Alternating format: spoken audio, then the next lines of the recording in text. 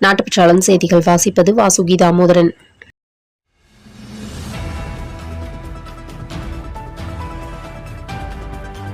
திண்டுக்கல் மாவட்டம் online trading செய்ய உதவி செய்வதாக சொல்லி 39 லட்சம் மோசடி செய்த வழக்கில் பெங்களூரை சேர்ந்த ஆயுஷ், ஹர்ஷா இருவரை திண்டுக்கல் மாவட்ட இணையதள குற்ற காவல் நிலையம் நடவடிக்கை எடுத்து கைது செய்துள்ளார்கள்.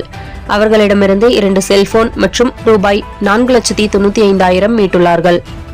திண்டுக்கல் குடிமை பொருள் வழங்கல் குற்ற புலனாய்வுத்துறை ஆய்வாளர் சுகுணா அவர்களுக்கு கிடைத்த ரகசிய தகவலின் அடிப்படையில் சார்பு ஆய்வாளர் ராதா, காவலர்கள் காளிமுத்து, கணேஷ் உள்ளிட்டோர் கொண்ட தனிப்படையினர் பழனி அடிவாரம் மதனபுரம் பகுதியில் தீவிர ரோந்து மற்றும் கண்காணிப்பு பகுதியில் ஈடுபட்டிருந்த போது அப்பகுதியை சேர்ந்த பழனிசாமியின் மகன் மனோகர் என்பவர் கள்ளத்தனமாக ரேஷன் அரிசி பதுக்கி வைத்திருப்பது தெரியவந்ததை தொடர்ந்து போலீசார் மனோகர் வீட்டில் சோதனை நடத்திய போது அங்கு மூட்டைகளில் 1150 கிலோ ரேஷன் அரிசி பதுக்கப்பட்டிருந்ததை பறிமுதல் செய்து மனோகரனை கைது செய்து வழக்கு பதிவு செய்து விசாரணை மேற்கொண்டு வருகின்றனர்.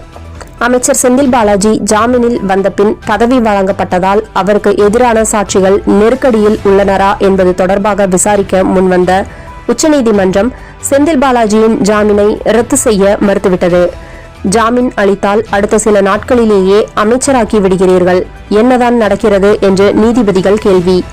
திருவண்ணாமலை மண் சரிவில் சிக்கி உயிரிழந்தவர்கள் குடும்பத்தினருக்கு தலா ரூபாய் 5 லட்சம் நிவாரணமாக வழங்க முதலமைச்சர் மு.க.ஸ்டாலின் உத்தரவிட்டுள்ளார்.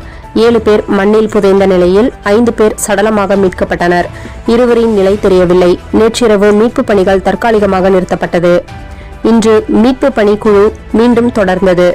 இன்று காலை மண்ணில் புதைந்த 2 பேரின் உடலையும் மீட்டெடுத்தனர். இதனிடையே உயிரிழந்த 7 பேரின் குடும்பத்தினருக்கு முதலமைச்சர் இரங்கல் தெரிவித்துள்ளார்.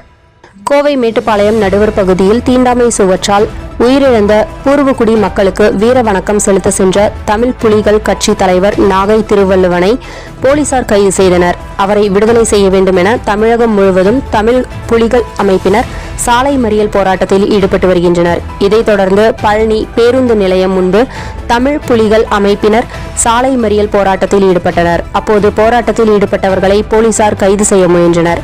போராட்டக்காரர்களுக்கும் போலீசாருக்கும் இடையே தள்ளுமுள்ளு ஏற்பட்டது. இதனைத் தொடர்ந்து போலீசார் குண்டுகட்டாக அவர்களை வாகனத்தில் ஏற்றினர்.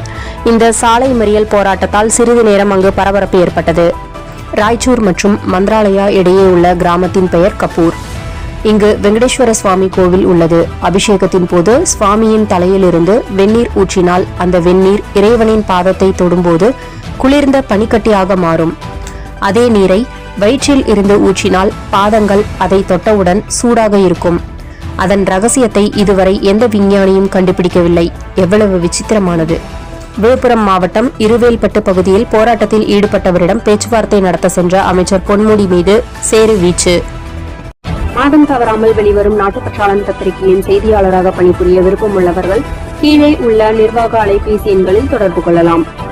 7947789115 மற்றொரு எண் 9944341033. நாட்டுப்பற்றாளன் யூடியூப் சேனலில் விளம்பரம் செய்து பயன்பெறுங்கள். நமது நாட்டுப்பற்றாளன் செய்திகளை அறிந்து கொள்ள யூடியூப் சேனலை சப்ஸ்கிரைப் செய்யுங்கள்.